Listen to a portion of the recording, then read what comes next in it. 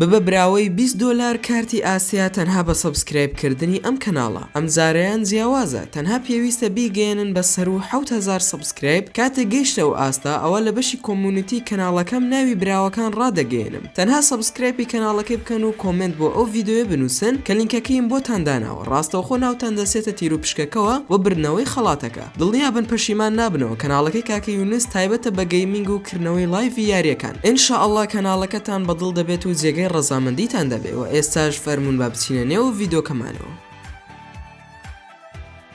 سڵاوتان لێبێت هاوڕێیان، خۆشحاڵم کە دووبارە لە ڤیدیۆیەکی نوێدا گەڕامەوە لە ئێوەی ئازیز و خۆشەویست. پیاوی سەوز کە ناسراوە بە هاڵک بە یەکێک لە کەسایەتی خەیاڵیە پاڵەوانە بەناوبانگەکان دادەنرێت.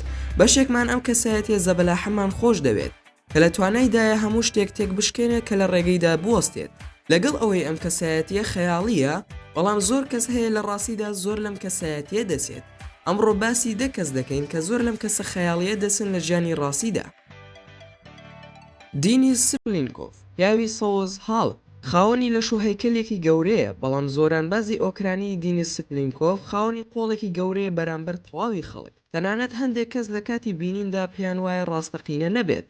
بەدەر لەوەی خاوەنی دوو دەس و قۆڵی گەورەیە، جەستەیەکی زەبەلاحی هەیە کە زۆرینەی ماسوولکەکانی تەواوە، وەکو ماسوولکەی بای سێبز تایبەت بە ئەو کەسە کە قەبارەکەی بریتیە لە 63.5 سانتیمەتر.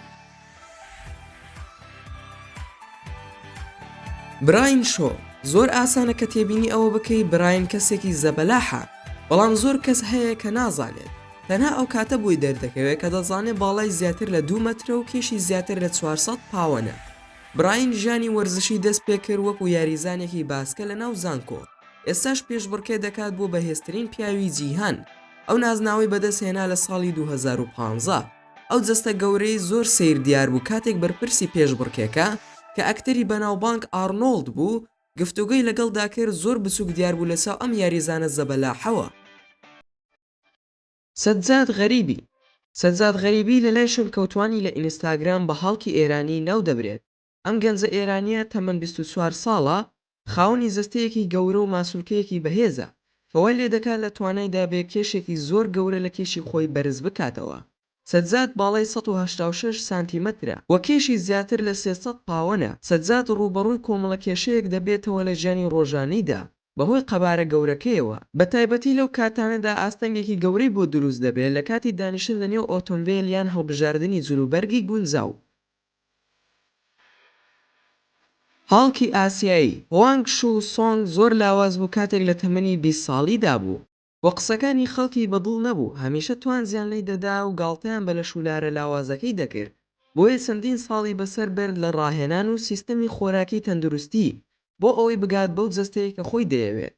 زۆریش ڕوونە کە ئێستا هەوڵەکانی دەرئەنجامی هەبووە. ئێستاش یەکێکە لە پاڵەوانەکانی لەش جوانی و چەندین خەڵاتی بەدەست هێناوە. خەڵکی باوەڕ ناکەن کە هوانگ لە ڕێگەی ڕاهێنان و سیستەمی خۆراکیەوە ئەم لە شولاری بەدەست هێنا بێت. پێیان وایە ئەو ڕێگەی نایاسایی بەکارهێناوە وەکو دەرزی سترۆید، بەڵام ئەو هەموو ئەم پرۆپاگەندانە ڕەت دەکاتەوە. زۆرش دڵنیای دەدا کە دەستیشی لەو شتانە نەداوە. گیڤانێل دوڤێرا دیسۆزا، بە دڵنیاییەوە ئەم یاریزانە بچووکترین یاریزانە لەم لیستەدا. باڵای 180 سانتیمەترە، کێشی نزیکەی 185 پاوەنە، بەڵام خاوەنی جەستەیەکی بەهێز و زۆرینی ماسوولکەکانی تەواوە. دیسۆزا بە شێوەیەکی زۆر باش یاری تۆپی پێ دەکات لە تیپی شەنگەهای چینی و یاریزانی یانی بەرازیلە و بە هاڵک ناسراوە لە ناو هەوادار و یاریزانەکاندا. تەنانەت تیشێرتەکەشی ناوی هاڵکی لەسەر نووسراوە لە بڕی ناوی ڕاستی خۆی.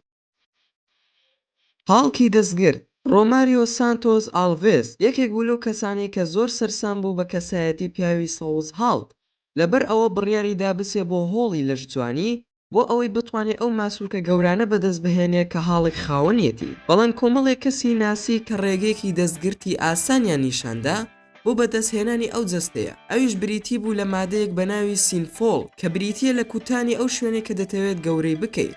لەگەڵ ئەوەش مادەیەکی ترسناکە کە لەوانەیە تووشی چەندین لاوازیت بکە کەوات لێ بکە بەشێکی بە نەشتەرگەری لێ بکەیتەوە. بەڵام ئالڤێز لە سەرەتادا زۆر سەرسام بوو بە ئەو گۆڕانکاری ڕوونانەی ڕوودەدا لە جەستەیدا، وای لێهات ئاڵوودە بوو بە درێژایی کات.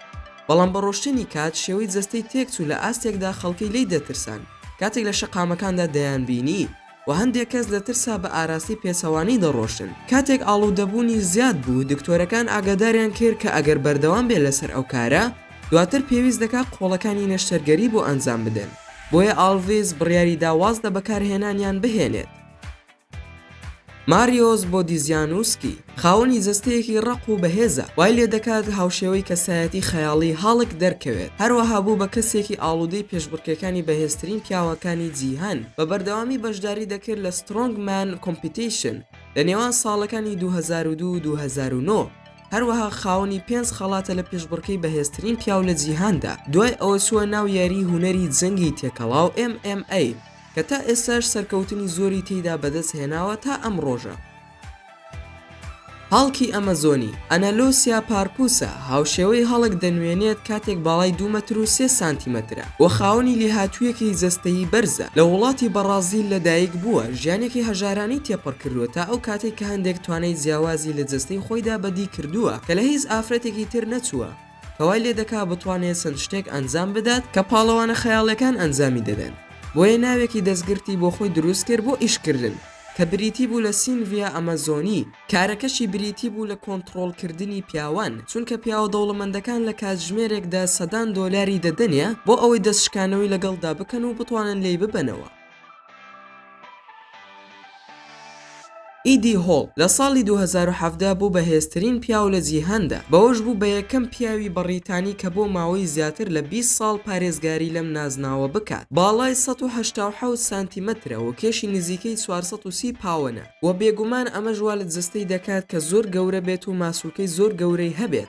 ئەمە ژوای لێ دەکات ناچار بێ ڕۆژانە 12,000 کالۆری بسووتێنێت بۆ پاراستنی ئەو جەستە گەورەیە. ئیدی دان بەوە دادەنێت کە ئەم جەستە گەورەی وای لێ کردووە بە ئەستەم بتوانێت لەناو ئۆتۆمبیل یان لەسەر کورسی ئاساییدا بنیشێت. هافتۆرب جۆرنسۆن زەبەلاحی ئایسلاندی هافتۆرب جۆرنسۆن بە یەکێک لە بەهێزترین پیاوەکانی جیهاندا دەنرێت. لە ئێستادا ئەگەر بەهێزترینیان نەبێت، باڵای زیاتر لە 2 مەترە و کێشی زیاتر لە 400 پاوەنە. لە ساڵی 2009 بەشداری دەکات لە پێشبڕکەی ڤایکینگ و یاری هێزی ئایسلاندی. ئەم زۆر پێداگرە لەسەر ئەم پێشبڕکەیە بە ڕەچاوکردنی ئەو هێزانە ئاساییەی. هەروەها ڕۆڵی بەڕێز گریگۆر کلینگی بینیوە لە درامای بەناوبانگی یاری تەختی پاشایی گەیم ئۆف ثرۆنز و زیاد لەوەش هێزێکی گەوری هەبوو لە دراماکەدا. لە توانایدایە ئاسنێکی درێژ و دروستکراو لە تایە بەرز بکاتەوە کە کێشی زیاتر لە 1000 پاوەنە. هەروەها ڕێکۆردی جیهانی شکاندووە بە بەرزکردنەوەی بەرمیلێکی 4 کیلۆیی کە توانی بە بەرزی 24 پێ بۆ ئاسمان بەرزی بکاتەوە. بەڕای تۆ کام لەم کەسانە زیاتر لە هاڵکی سەوز دەچێت؟ دەتوانن لە کۆمنتی ئەم ڤیددیۆیەدا بۆمانی بنووسن. و زۆر سوپاسان دەکەم کە تا ئێستا بینەری ڤیددیۆکەم بوون. ئەگەر ڤیددیۆکەمتان بەدڵ بوو ئەوە دەتوانن لایکی ئەم ڤیددیۆیان بۆ بکەن و هەروەها شەیری بکەن لەگەڵ هاوڕێکانتاندا. و لە بیرشتان نەچێت کە سەبسکرایبی کەناڵەکەم بکەن، چونکە ئەوە گرنگترین شتە بۆ من بۆ ئەوەی بەردەوام بم لەسەر کارەکانم و هەروەها ڤیددیۆی زیاترشتان بۆ دابگرم. و لە بیرشتان نەچێت زەنگۆڵی تەنیش سەبسکرایبەکەش ئۆن بکەن بۆ ئەوەی ڤیددیۆکانتان بە ئاگادارکردنەوە پێ بگات. و ئەگەر هەر ڕەخنەیەک یاخود پێشنیارێکتان بۆ کەناڵەکەمان هەیە، ئەوە دەتوانن لە کۆمنتی ئەم ڤیددیۆیەدا بۆمانی بنووسن و ئینشاءالله بە زووترین کات وەڵامتان دەدەمەوە. و دووبارە سوپاستان دەکەم بۆ تەماشاکردنی ڤیددیۆکەم.